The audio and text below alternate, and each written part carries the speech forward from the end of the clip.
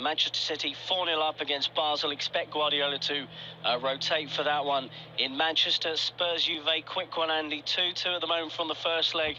What a second leg that's going to be at Wembley. It really is, and for me, as I've said on here before, Tottenham have been the team of the UEFA Champions League this season. You know, they've had the most difficult challenges, and they've hit the mark and above at every turn. On the other hand, Juventus, I think we'll be expecting something huge from Gigi Buffon after the first leg, and also Paulo Dybala scoring a wonderful goal that deserved to win any game against Lazio at the weekend. So he's come back just at the right time. He certainly has. So join us tomorrow from 19:30 CET.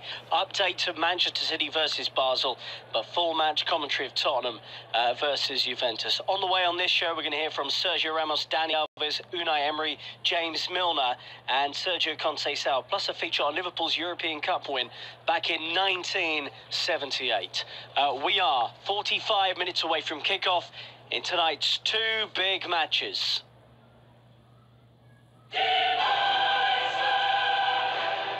You're listening to UEFA Champions League Matchday Live.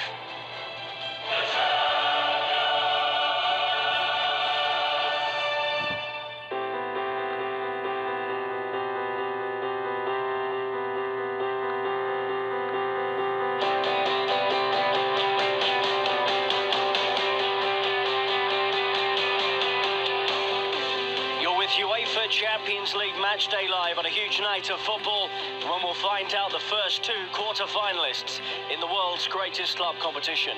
We have commentary as Paris Saint-Germain tried to claw back a 3-1 deficit against the holders Real Madrid, and Mike Schul will be watching for Matchday Live. 2 hours before kick-off, the heavens opened in Paris. Down came the rain, followed by an angel, or should I say an angel. Angel Di Maria is being seen as a potential saviour following the loss of Neymar. He's one of 3 changes to the Paris lineup from the game in Madrid. Captain Thiago Silva, a surprise omission from the first leg, returns, and Thiago Motta comes in to anchor the midfield. The surprise for Madrid is that neither Toni Kroos nor Luka Modric start after injury issues. They're 2 of 4 changes from the first game. Nacho and Isco also dropped to the bench. In come Dani Carvajal, Marco Asensio, Lucas Vazquez and Mateo Kovacic. Plus, we have all the action from Anfield as Liverpool look to defend their 5-0 first leg lead against Porto, watched by Dan Roebuck. Surely Liverpool will go through here on a European night at Anfield. They've lost only one of their 21 games at their Merseyside home in all competitions this season, and they've scored in all bar 2 of those 21 fixtures.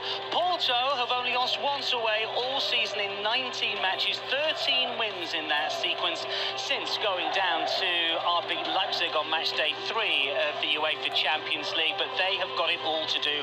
They have never won on English turf. If they were to be successful here, this would be the greatest comeback of all time. They have got their main UEFA Champions League goal scorer in their ranks tonight, though. Vincent Aboubakar does return, as does an old favourite of UEFA Champions League followers. Iker Casillas plays at the grand old age of 36 years old.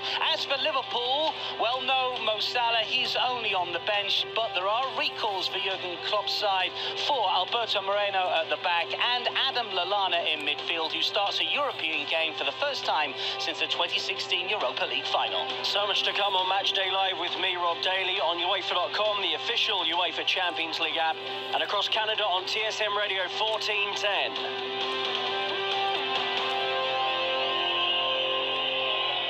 Tonight's European football expert alongside me is Andy Brassel. Andy, another great night in store, surely. Yeah, it really is. And while Liverpool look to have done the hard work, you have to look at Paris tonight. It's going to be absolutely fantastic. Of course, there's a historical precedent for this sort of situation in UEFA club competition between these 2 teams in the French capital. And you know, we found out all the way through the 90s, before we got to the current years of boom of Paris Saint-Germain, that it's such an atmospheric stadium, the Parc des Princes, on a night like this, and we can hear that already. Certainly can, as Keylor Navas is out warming up At the moment, the Real Madrid goalkeeper down one end off the pitch. If you want to get in touch with us, hashtag #MatchDayLive. With no Neymar tonight for the French league leaders, when have your team won a big game without a key player? Loads of you getting in touch on this one. Mono on Twitter says Manchester United 2, Bayern 1, of course, the 1999 final, won at the death without Scholes and Roy Keane. Keep those coming in. That's the kind of thing we're looking for tonight. Hashtag #MatchDayLive on Twitter and let us know where you're listening from. We'll build up more to Liverpool-Porto in a few minutes' time, where the Porto fans are making some real noise at Anfield, down in the Anfield Road end. But let's focus on our main commentary, which is Paris Saint-Germain versus Real Madrid. So no Neymar tonight, Mike. This is the main talking point. It has been ever since that injury against Marseille. Yes, and we all anticipated that his replacement would be Angel Di Maria, and he's in the best possible form he could be in ahead of this game, given the absence of the world's most expensive player. But also the fact that Thiago Silva is back to captain the team tonight. It was a surprise